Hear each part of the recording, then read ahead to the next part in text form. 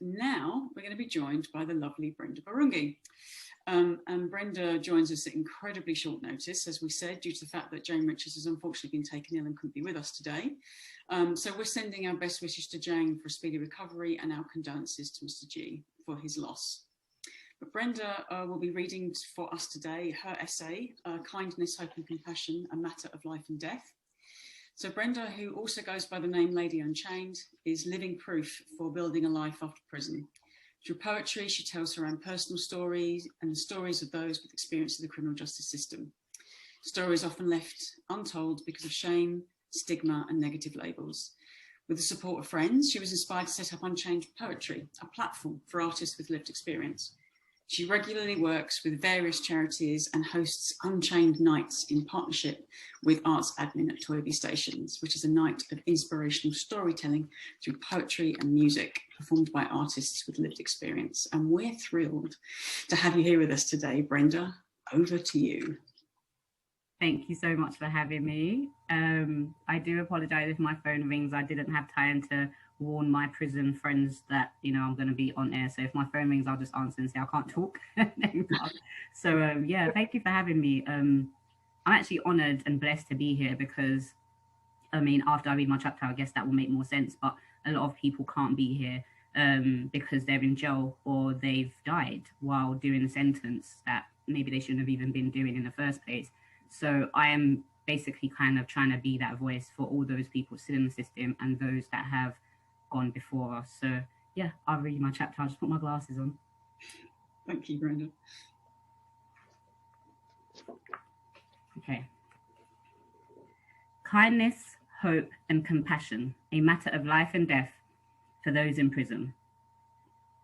To ask myself this question, I had to first ask myself another question. Can there be, or is there, kindness, hope and compassion in the criminal justice system? And if so, where is it? I think the women and men who live behind those walls with no names create a space for kindness, hope, and compassion in the criminal justice system.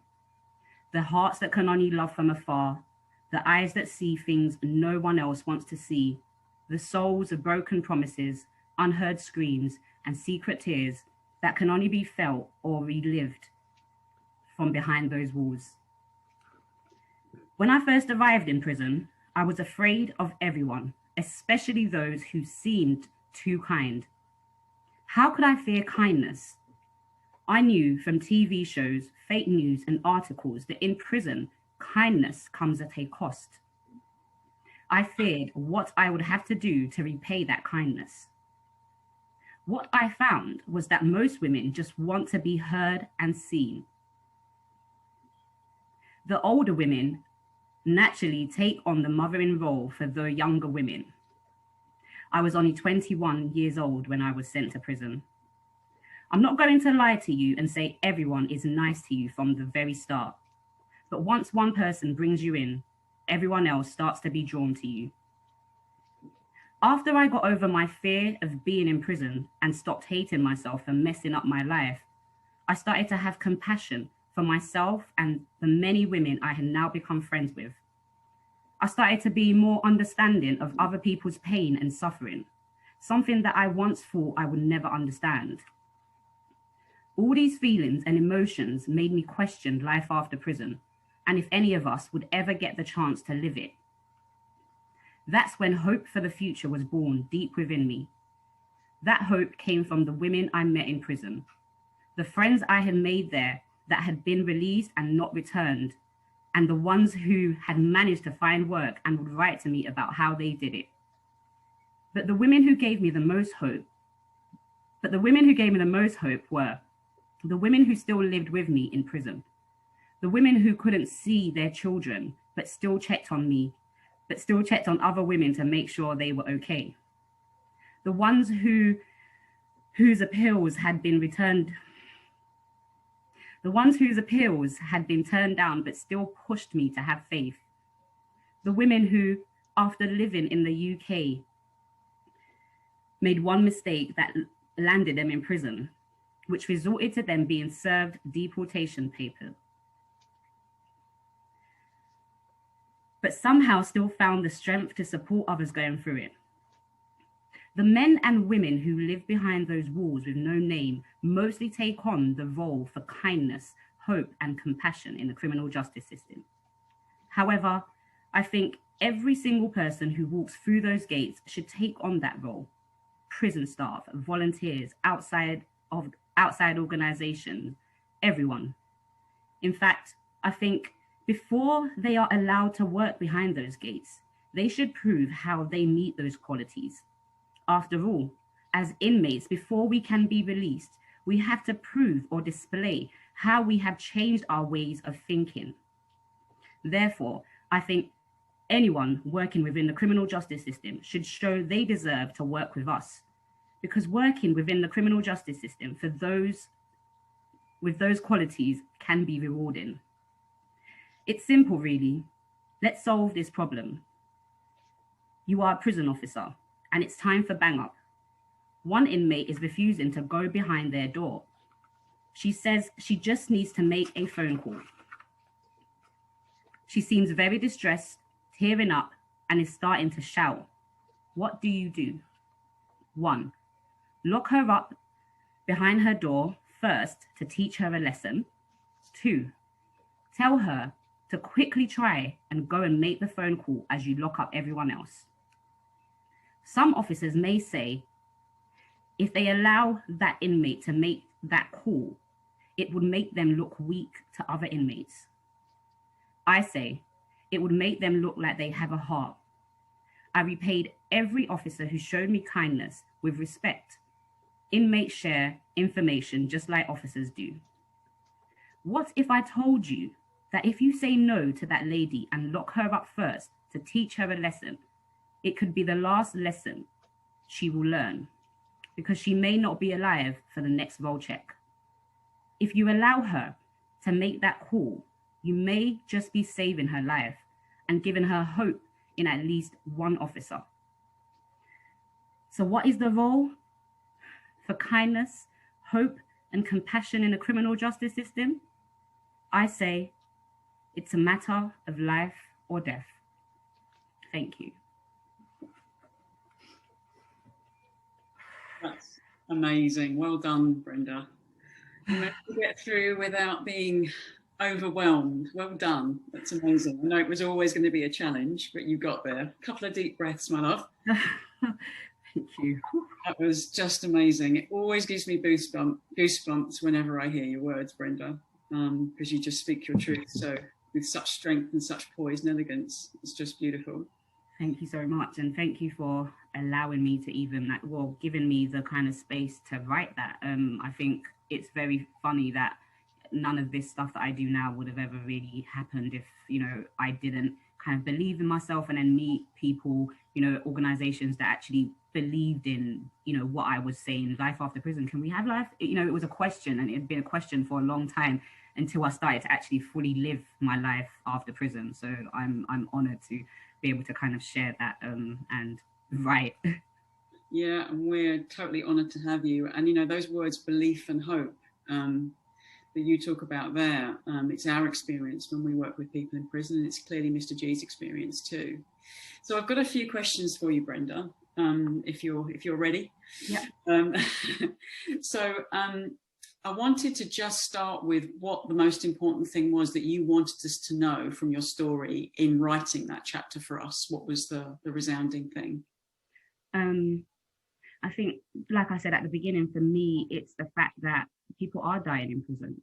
And I just don't think people understand that people are dying in prison. I mean, we're in a pandemic at the moment, and we're so concerned about what's going on out here, that we've got a community of people living in prison that don't have the opportunity to come on, Zoom and do events and be a part of these kind of events, who they actually need it more than us. People are having little or no contact from family. Being in jail for me, I guess I did want to die. Like the very beginning of my sentence was wanting to die, wanting to not be there anymore. And the only, I put in applications and they were telling me all the dates were right.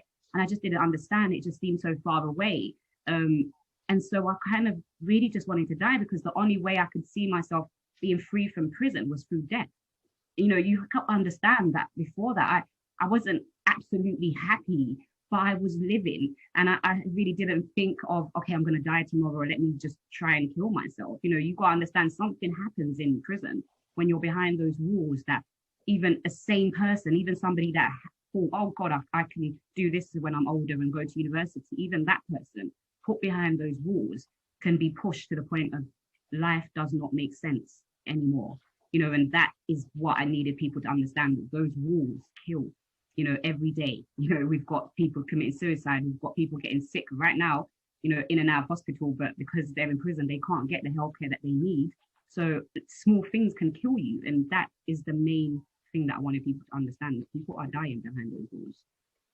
Yeah, it's just so powerful. And I think, as in our conversation before we started, as I said, you know, you're not alone. So many of the stories in our book mention the fact that hope and compassion or kindness can be the difference between life and death in prison. And that's really a big message that I hope this book gets across to people, that, you know, there but for the grace of God go any one of us in so many situations.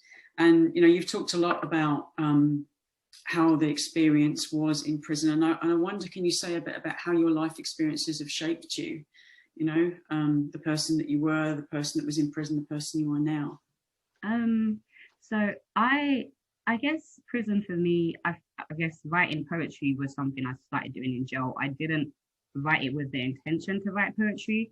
It was just, again, not being a part of the criminal justice system, not understanding certain things, simply being the only way I can put this is the menu that they give you for your meals every day. You know, I remember thinking, oh, that's not bad. Then you can pick what you eat. And of course, I found out that it's not always what you get. So of course, I made a complaint, like, you know, this is wrong. You can't do this. You asked me to fill it out. And I found out very quickly that by talking back to the officer, that would get me in trouble. So I started to kind of write little notes to myself. And it wasn't like, oh, I'm going to write poetry and do poetry when I get out. It was just like, I don't want to get in any more trouble than I am already in now. Like, I'm in jail. Like, what's that? I can't, like, what else can they punish me with? So those notes basically became my saving grace out here. However, you know, it took a long time to be able to officially be able to talk about stuff about prison, because I'm from South London. I was born in Uganda, you know, but when I went to prison, I mean, I've grown up in South London. This is my environment. So when I went to prison, I was actually sent to a foreign national prison. And during the time I was there, I was actually told I'm not British, and I was actually threatened with deportation. And I think for the first time, even though, yeah, I knew I was African, everyone knew I was African, but for the first time I had to kind of be like, well, actually, I'm always African and I'm never British. Because if they can just say, oh no, you're not British anymore,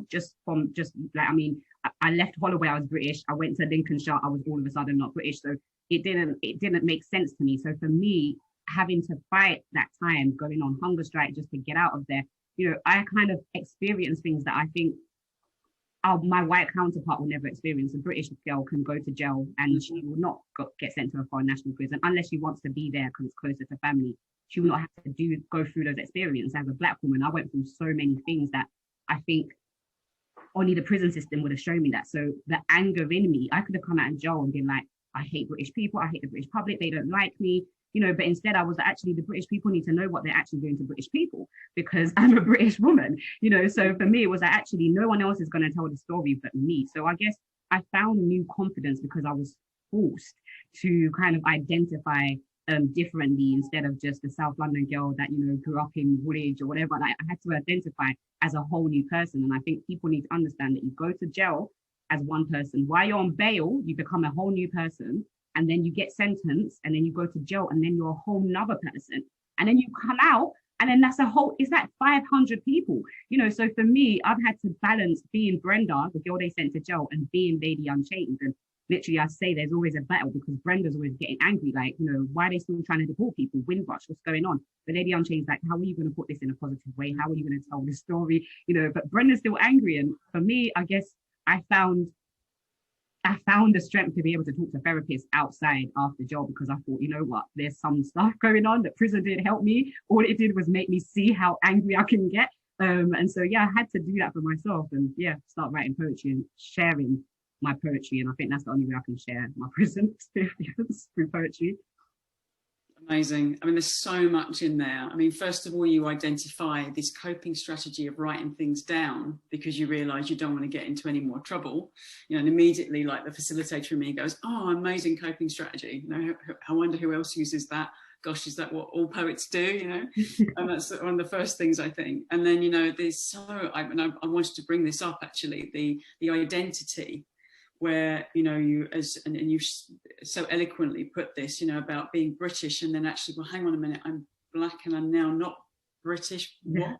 I'm a young black British woman. You know, and you talk about that so beautifully, and I think you really identify with something that is really present for us in society right now, and really needs like proper discussion for all of us, particularly those of us that are white, to understand things like the unconscious bias that we don't even realise we have, you know.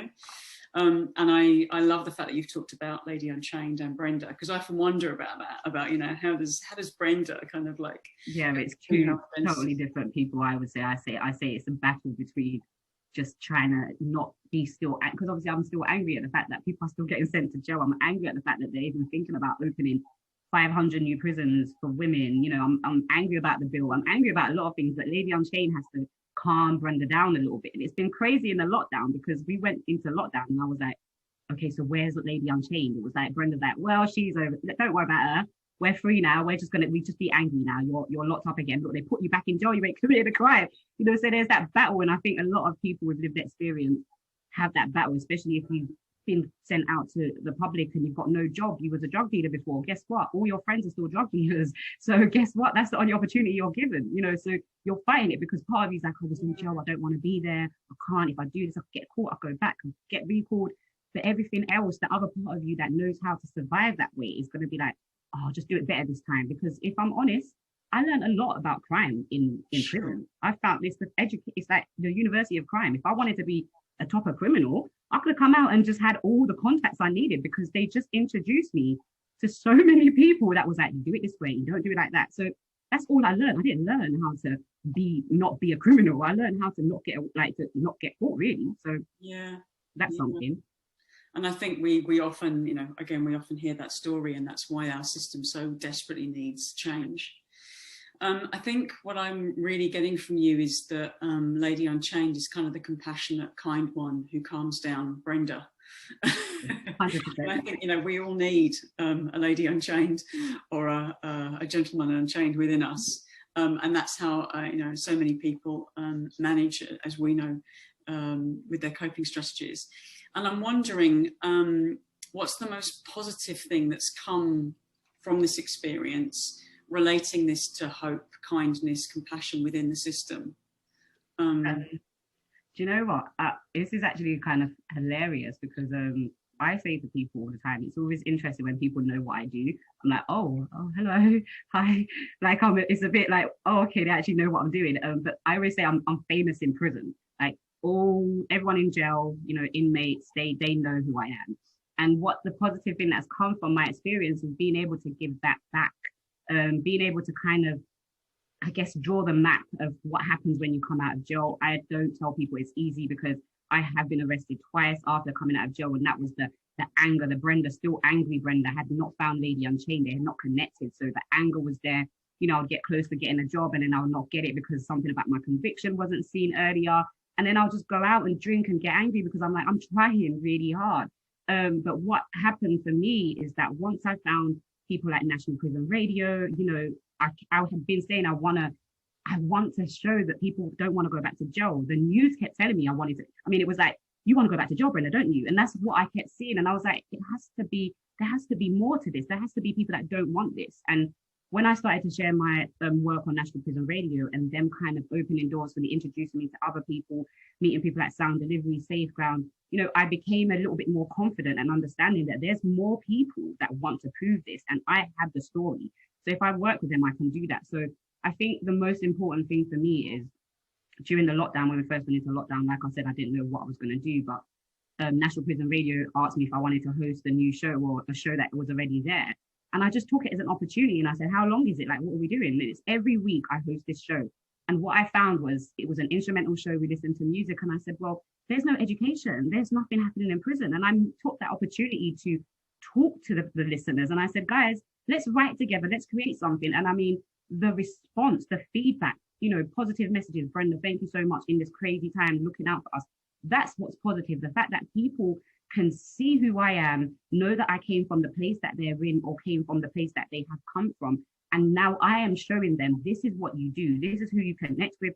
This is how we build a life after prison. And I don't think that is often told to people. It's like you go to probation and it's like, okay, you're fixed. What do you need? Oh, we don't know if we can do that. The funding is not, I don't have funding. I don't get funding from anyone.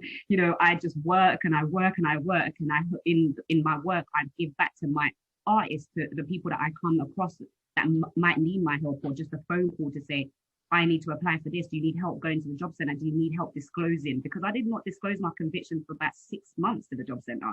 And that's something that should tell you something. There's a lot of unanswered questions for people that's coming out of the criminal justice system, or people that's still in there. If I can show you that creativity, words, my words are the power and the roadmap to get me to where I am now, then the next person after me is going to see, okay, maybe I can do Brenda. I don't want to be a poet. I want to be a rapper. You know what? I want to be a writer. I want to be a storyteller. Regardless of what they want to be, they can see it within me and say that Brenda's doing it, I can do it. And I think that's what's positive about it, because I chose to give back. And I think the best quote to say it, Joel Taylor said it, is that the mic is not for me, the mic is for the person behind me. So I'm always just trying to pass the mic back to the people coming after me and the people that's coming after them, because that's all I can do.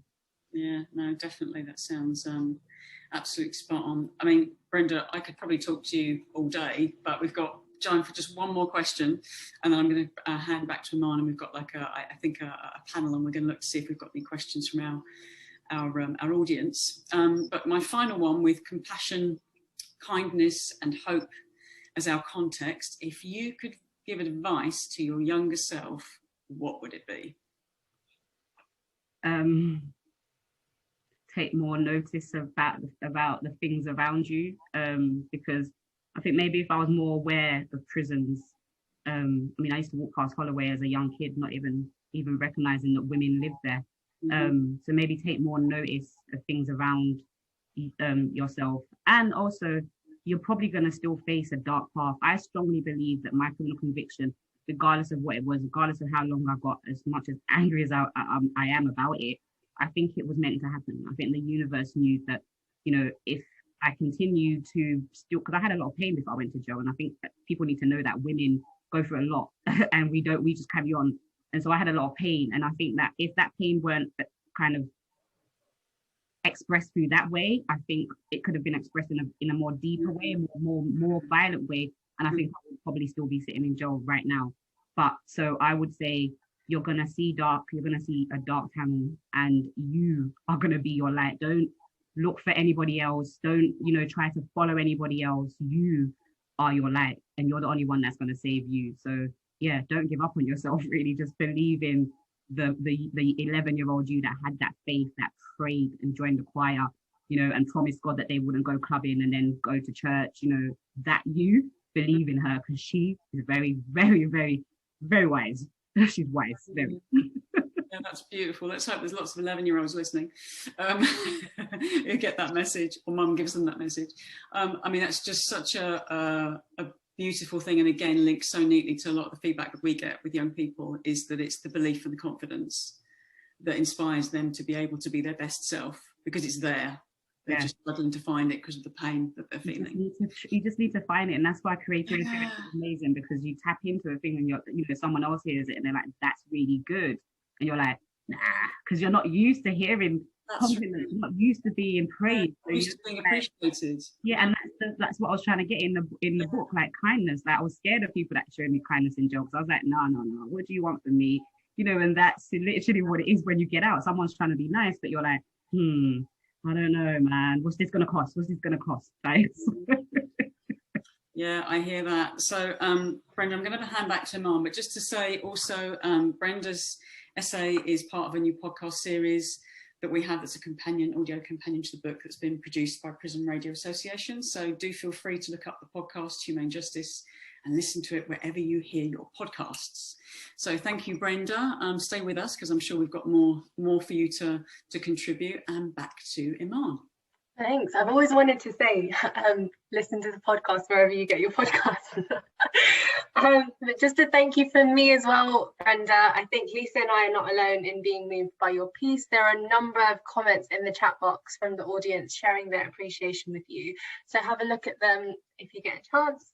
And yours is such an important story. I think it's really important for us. And we're so grateful for the opportunity to learn about your experience and to share it with the world as well.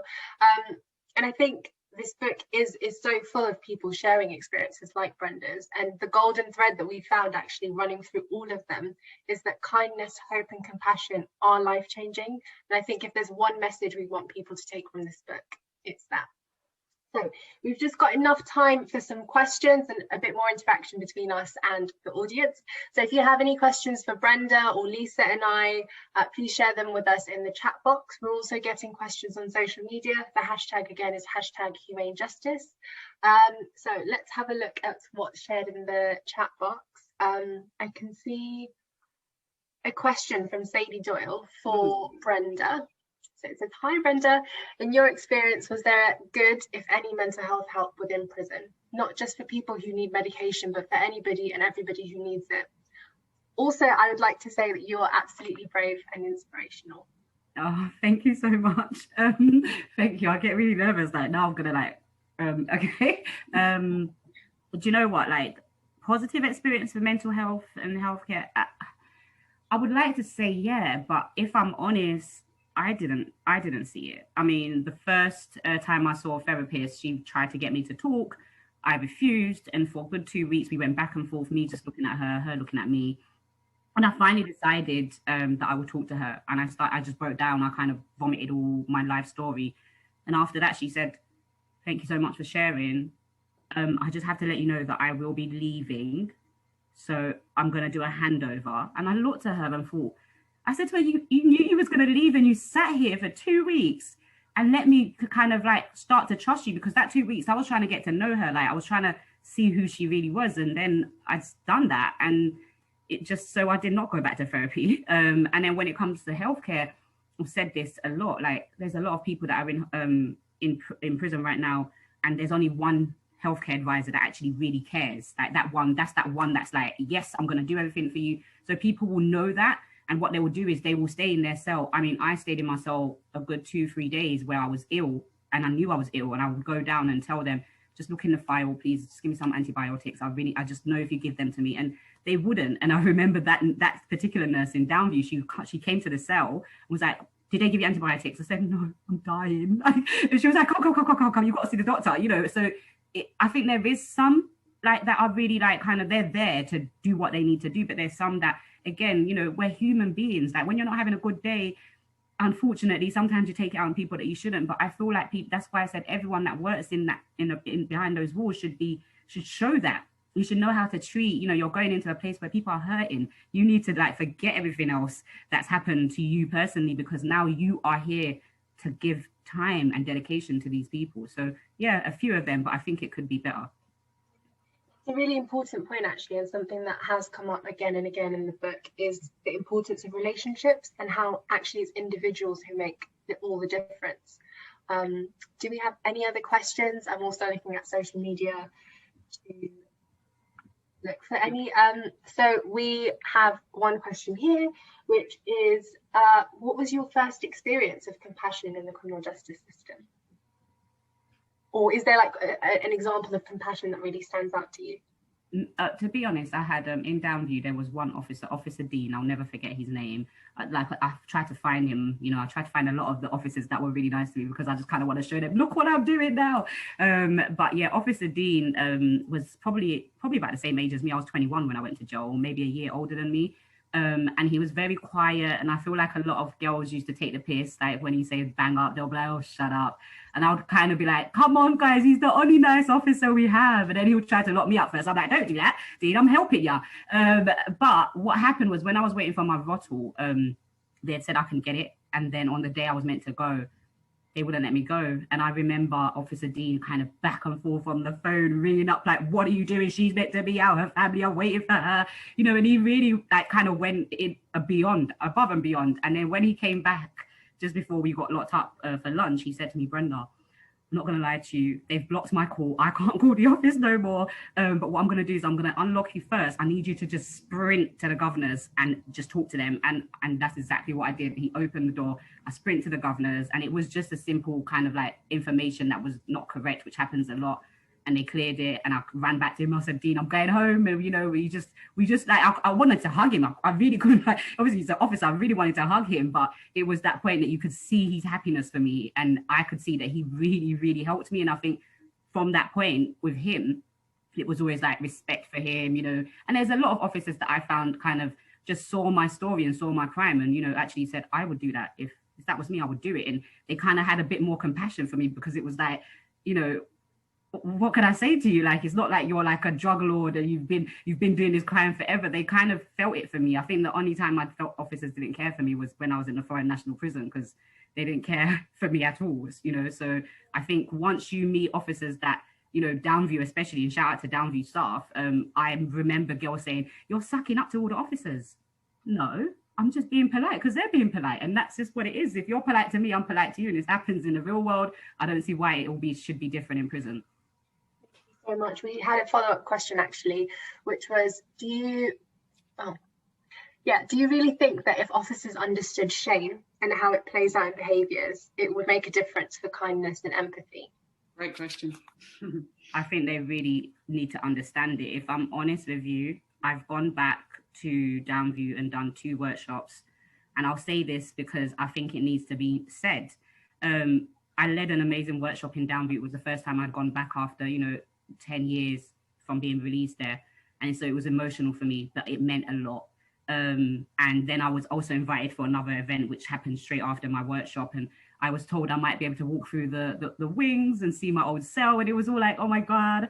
And I remember I was walking with 2 white ladies, my producer and the amazing lady that had invited us there, and an officer came, this really large white guy, you know, and he kind of looked at me and just said, are you not going back to the wings? Why are you not back at the wings?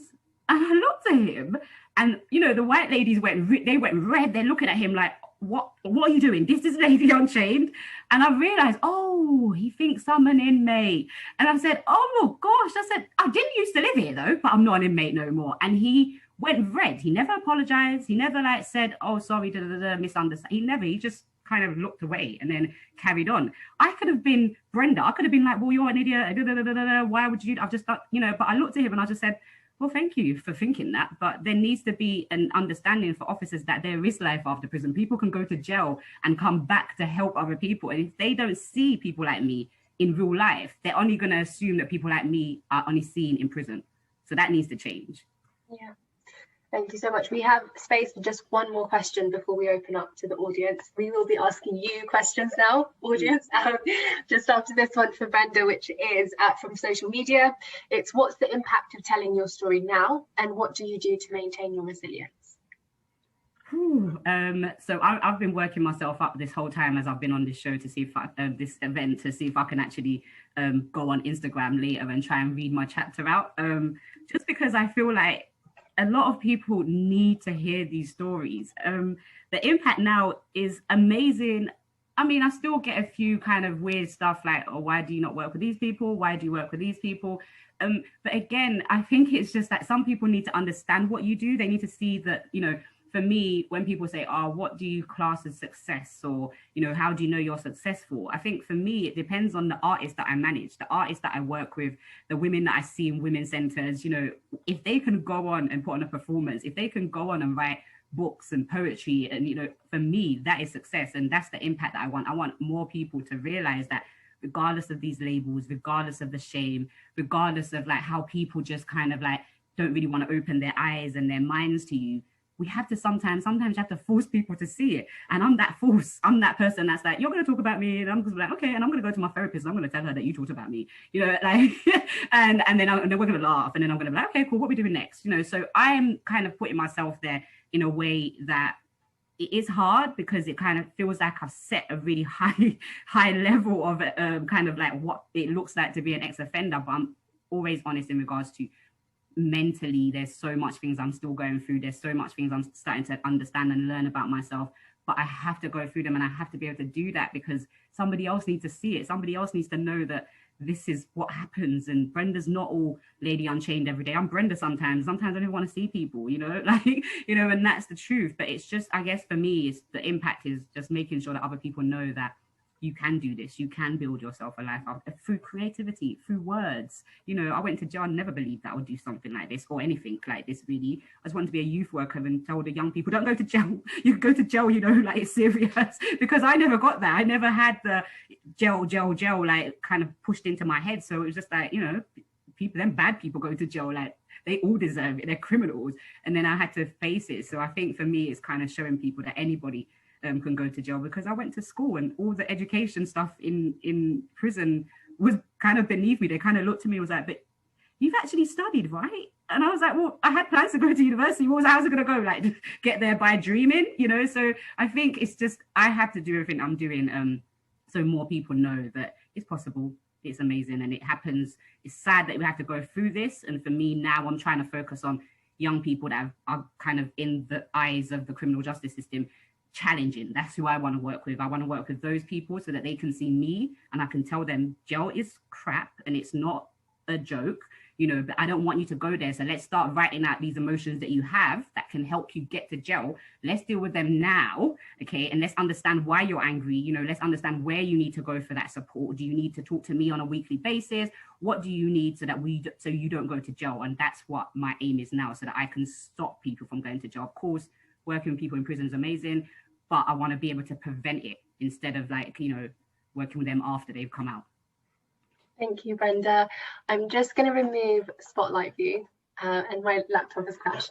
But the next question is for the audience. We are asking you all, imagine you're in prison now. What would you need to inspire hope for the future? I think you can raise your hand or just share a reaction with us at the bottom panel. Box if any of those things are good. Yeah. Cool. So does anybody have their hand up? I can't actually see. So if anybody does have something to share, just please unmute yourself, turn your camera on, introduce yourself and share with us what that thing would be to inspire hope for you. I'm just tapping through to see if anybody is being brave. I don't see I'll just have one more look as I tap through. So Sadie Doyle is saying respect and chances. Thank you, Sadie. See if anybody else has got anything to add. Lots of people just looking. Try another question, Iman. Let's see if we can inspire people to just have anything else. I was being lazy waiting for Mentimeter. What was the question? Thank you, Anne. I'd like to meet Officer Dean, said Gerard. It's brilliant. The question was, imagine you're in prison now. What would you need to inspire hope for the future?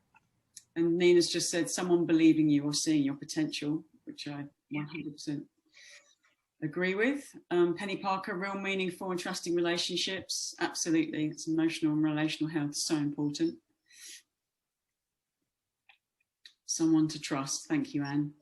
Again, that point of a relationship is coming up again. Yeah. A space to move forward from shame. Do you want to ask another question, Iman? Cool. The next question is on Mentimeter, Anne. So when we began putting this book together, I think Lisa and I wanted to set out to find practical examples of kindness, hope and compassion in the criminal justice system. And we wanted the book's legacy to show us ways we can all inject kindness, hope and compassion into the system. So with that in mind, what's one thing you can do now to help support people at risk? I will also share the question in the chat box. And then if we have time, we can kind of discuss why you said what you said and what the pledge you'll be making with is. Had listen come up on the board. And that's something I think we can all do.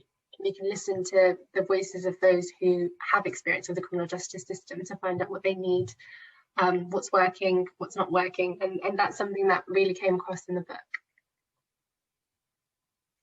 I think maybe our screen is frozen.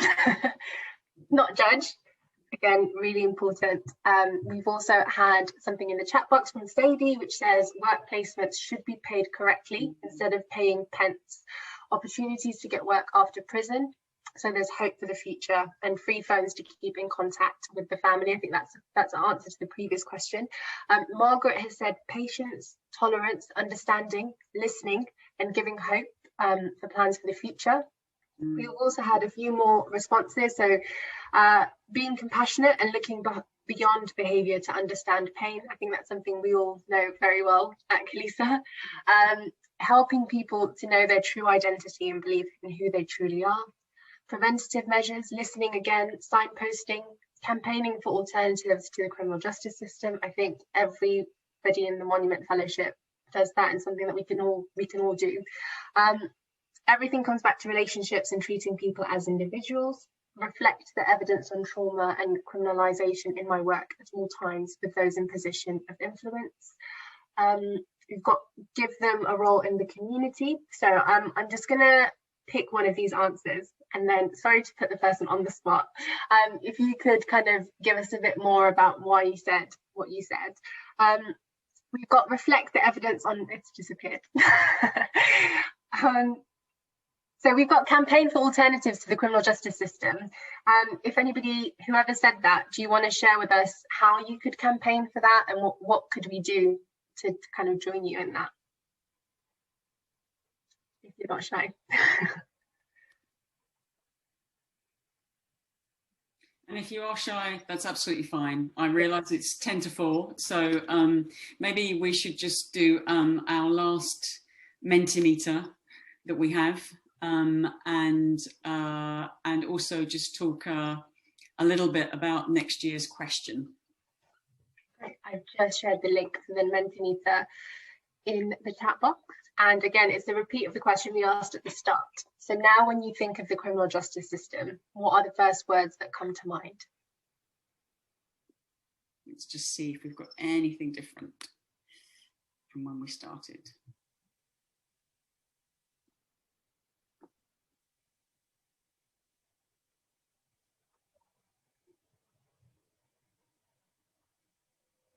Change and hope. Wonderful. Dehumanizing. And